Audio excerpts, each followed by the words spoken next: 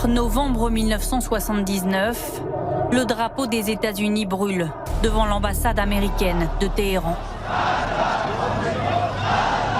L'enceinte diplomatique est prise d'assaut par des centaines d'étudiants. Une cinquantaine de diplomates et de citoyens américains est prise en otage. Il n'y avait pas d'ambassade ici. C'était un centre de la CIA, un véritable centre d'espionnage où l'on complotait contre le peuple iranien. Des otages, yeux bandés, exhibés devant les caméras. Les images font le tour du monde. Les États-Unis humiliés tentent alors de mettre la pression sur l'Iran. Il est vital pour les États-Unis et pour toutes les autres nations que la vie du personnel diplomatique et des autres citoyens à l'étranger soit protégée et que nous refusions d'autoriser le recours au terrorisme, à la prise et à la détention d'otages pour imposer des revendications politiques. Notre position doit être claire. J'ordonne que nous cessions tout achat de pétrole à l'Iran destiné à être livré à ce pays. Mais en Iran, l'occasion est trop belle pour l'ayatollah Khomeini d'asseoir son pouvoir et de faire payer à Jimmy Carter son soutien au Shah, renversé quelques mois plus tôt et désormais exilé aux États-Unis. Alors les otages vont rester dans l'enceinte de l'ambassade américaine pour toute la vie, pour toujours?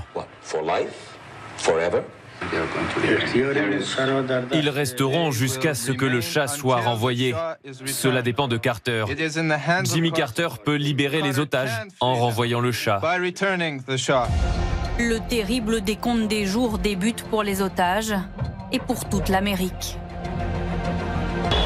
Jour 142 de la crise des otages en Iran. Aujourd'hui encore, l'Iran est le sujet principal.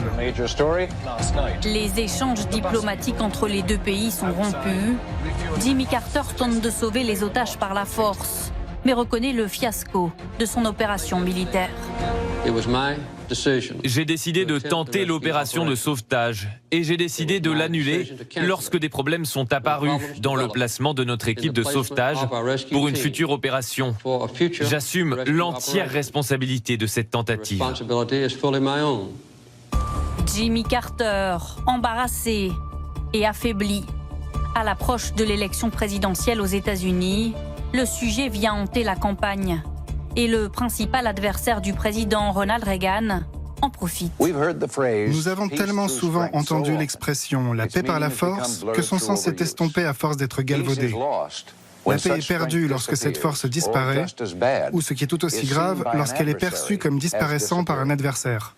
Nous devons construire la paix sur la force. Il n'y a pas d'autre moyen. Et la dure réalité est que notre force économique, militaire et stratégique sous la présidence de Carter est en train de s'affaiblir. L'ayatollah Khomeini, en parfait maître des horloges, décide que les négociations peuvent enfin débuter. La situation se débloque 6 jours après la fin du mandat de Jimmy Carter, pour n'aboutir que le jour de l'investiture de Ronald Reagan. 52 personnes. Je ne les appellerai pas otages. Ils étaient prisonniers de guerre.